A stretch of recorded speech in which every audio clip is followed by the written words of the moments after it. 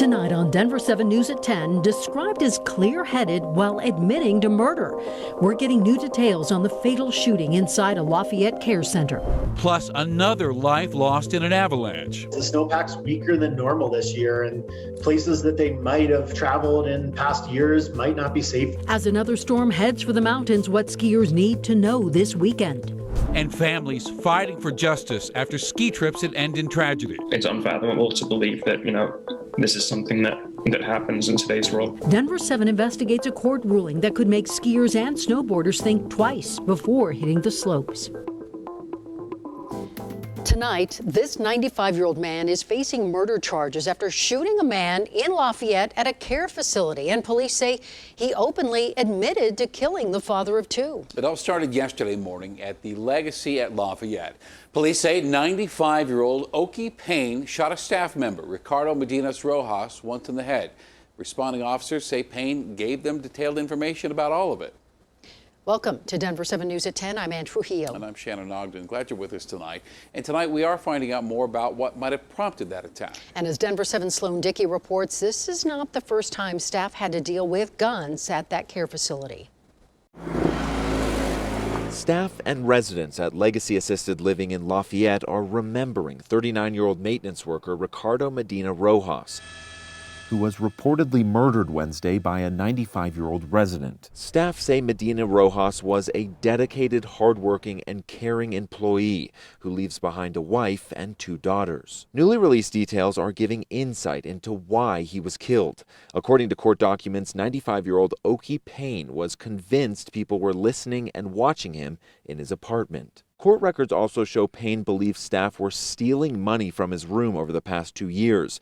Recently, he said someone stole two $100 bills from his wallet, bills he meticulously tracked by writing down their serial numbers. These claims were unsubstantiated. Payne reportedly sat in the lobby, saw Medina Rojas walk in, and shot him in the head.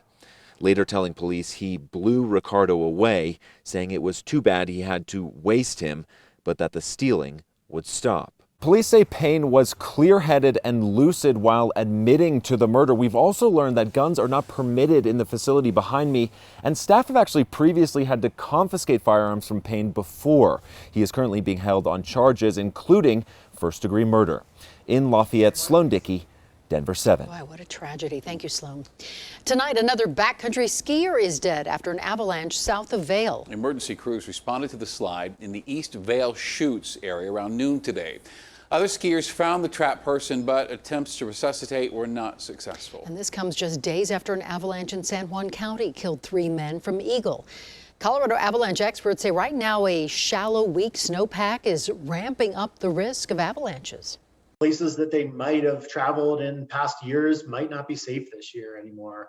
And so people really need to pay attention to where they're going, stick to lower slope angles, and really give themselves a wider buffer. And right now, a majority of our mountains are under some type of avalanche danger. Vail, Summit, Aspen, and Gunnison counties are under avalanche warning. And so far this season, 8 people have been killed in avalanches, and usually, on average, we see 6 to 8 deaths for the entire season. So the dangers of backcountry skiing are well known, but there's a new and relatively unknown risk for skiers and boarders who head to the slopes. Well, tonight, Chief Investigative Reporter Tony KOVALESKI takes us inside a recent court decision that's changed the legal landscape for millions of people who visit Colorado ski resorts. It's a very dangerous precedent. It's a document filled with small print. There's no incentive for ski areas to function safely if there's no civil liability that attaches to their wrongdoing. A document with big words. If this ruling stands, absolutely skiers will be at greater risk. And a document now with a new meaning. And informed sources say it now carries even greater risks. Does this ruling essentially give blanket immunity to the ski resort? Yes. You're hearing insight from 3 of Colorado's most respected attorneys. All 3 have represented skiers. All 3 have held ski resorts accountable for the unthinkable. Vail resort officials say a man died on the mountain yesterday. I think it's really important that skiers understand they are now at risk anytime they get on a chairlift. What's your reaction to this ruling? I'm appalled and I'm frightened. The attorneys are all responding to this court decision handed down in the final hours of 2020. Judges from the Colorado Appeals Court, in a 2-to-1 vote, expanded protections for ski resorts and removed protections for skiers. The decision means when you agree to the waiver on your ski pass or ski ticket, holders agrees to assume all risks, holders agrees not to sue. You are now releasing ski resorts from any and all liability from injuries, including chairlifts and gondolas. In the first paragraph of the decision, the judges note skiing is one of the state's biggest tourist activities and supports not only the ski area operators, but also businesses. It's important that we recognize how the ski industry does affect the economy, but it's also important to recognize how it can destroy a family's life. She said that Kelly didn't make it. One of the worst things I've ever had to hear. Bill Huber got that call 4 years ago. Kelly Huber and his 2 daughters violently ejected from a lift at Ski Granby Ranch. Someone went down to get someone. Kelly Huber was killed and his daughters seriously injured. Their legal attempt to hold the ski resort accountable remains unresolved. We've got to be diligent and we've got to be consistent in providing the safety and the security for operations such as ski resorts. It's imperative because no family and certainly no 2 daughters ever have to experience this, ever. Are you concerned that this decision may impact that case? Bruce Braley represents the Huber family. He recognizes the recent Court of Appeals decision in what is known as the Redden case extends to all ongoing litigation. I would be naive if I wasn't concerned about the potential impact of the Redden decision on that case. He was doing something he loved. He was doing something that, he trusted would be safe, and instead it came to take his life. Last February, Cameron Varnish's dad, Jason, was killed riding a chairlift at Vail. Officially, the coroner determined he died from positional asphyxia when he became entangled by his clothing that appears to have been caught on a portion of the chairlift. Published reports say the chair on the lift was in the upright position and not snapped in place. I can't even imagine what he was thinking, as a piece of equipment failed him and killed him. That it should never happen. And the attorney representing Cameron and his family also fears the potential impact the Redden ruling could have on their legal call for accountability. Do you expect the ski resort to hold up this ruling and say your claim needs to go away? I would hope, given the facts and circumstances of the Varnish case, that they wouldn't do that. There was gross negligence. But I've been doing this for over 41 years, and I suspect that Vail and their lawyers very likely will be waiving the Redden case in our direction. So in the shadow of this new court ruling, It makes me a little nervous. skiers and boarders now face a new frontier of risk. It's a little scary. And a brand new meaning to that small print and those big words.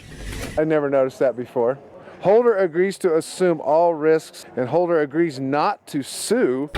The Redden decision is a step in the wrong direction, and I think people deserve to know about that. We're going to keep fighting.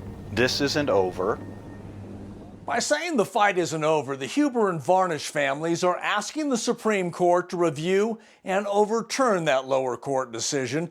Their attorneys asking the Supreme Court to incentivize safety. We also reached out to Vail and the state's largest ski area trade association. Because that Redden case is on appeal, both declined to comment. I'm Chief Investigative Reporter Tony KOVALESKI.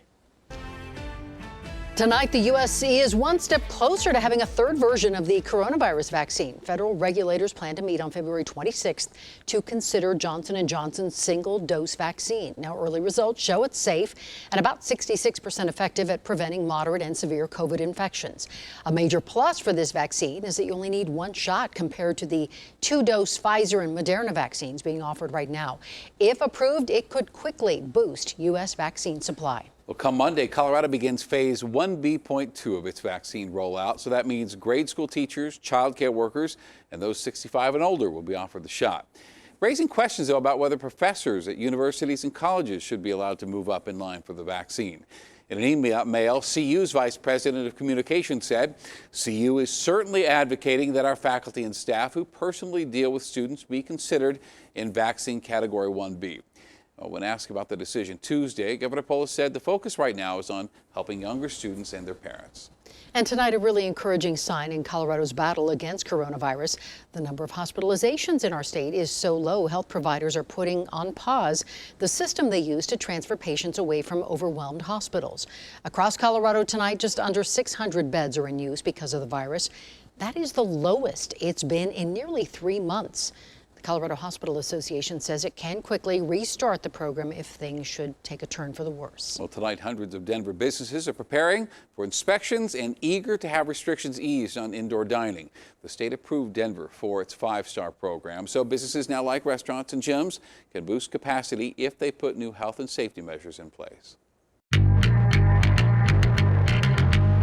Coming up on Denver7 News at 10, stepping in to help young people at risk of taking the wrong direction in life. Youth violence is a public health issue. It's preventable. I feel like there's always definitely another path. Like, you can either choose to be productive and involved. The efforts in Denver to spot problems early and encourage better choices. And the AV season stalls. How long before Colorado's back on the ice amid COVID concerns? It was a brisk day today, and there's more snow on the way.